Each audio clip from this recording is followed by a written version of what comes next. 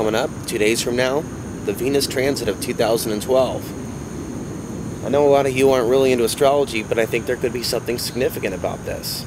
Now, it doesn't happen very often. It takes place between 113 and 130 years. It's a rare event. This Venus planet is associated with the divine feminine, love energy, and this particular event that's taking place, this conjunction with the sun, is coinciding with the solar flare that just kicked off. So around the 5th of June 2012, we're going to get the effect of a coronal mass ejection, solar wind, solar particles, combined with the energy of Venus. And I have a theory, and I find I'm not the only one, that the sun actually activates whatever's going on astrologically. Now, if this in fact is true, that Venus is bringing a positive energy to our planet, it might be important for us to tap into that energy and frequency and work on staying calm and work on healing anything that needs to be healed. But there is a constant theme from what I've read and gleaned from people that have written about this Venus transit. It's about relationships. It's about the relationship between men and women, and reaching more of a balance. Well, this is going to be very, very interesting. I want to say this. 8 years ago, we saw the last Venus transit. It's a rare event, but when it does come around, it comes around once, then it comes around again 8 years later. And then it jumps off for about another 113, 130 years. Well, 8 years ago, right around the time that took place, in early June 2004, there was a chapter of my life that was ending. A very dark chapter. And steps were taken around that time period of Venus's last return that led me to hosting the show Outside the Box, the same show that a lot of you guys have watched over the years on YouTube. There was a moment in my life where I felt that God or something had walked into my life, and it's like, it's time for this door, this reality of yours to close. And it's time for you to go look down that road. There's something else there, Alex Son.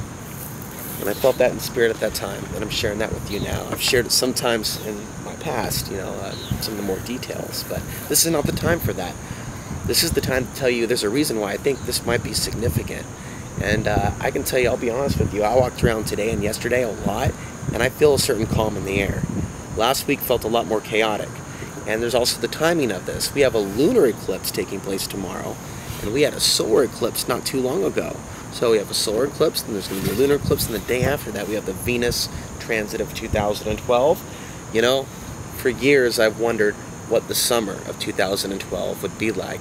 And sometimes we interpret that with fear, but I don't necessarily know what that means anymore, other than this could be a very, very interesting time. Not the December period of 2012, I'm not saying it won't be, but I'm saying that we need to be in the moment right here. Smell the air that well, hopefully it's not too polluted, but we need to be here in this immediate time-space reality. There might be a reason why they're trying to stage a zombie apocalypse, or get us to believe that people are going crazy. And even though some people are going crazy, and I think there are celestial influences and mind control potentially that relate to that, certainly not a virus, certainly not a zombie virus. But we see this pushed. After people have been acclimated to all these movies and things in the media and the CDC, is it for a reason? It's an interesting time if all this is true about the power of Venus and the connection to love and the restoration of relationships.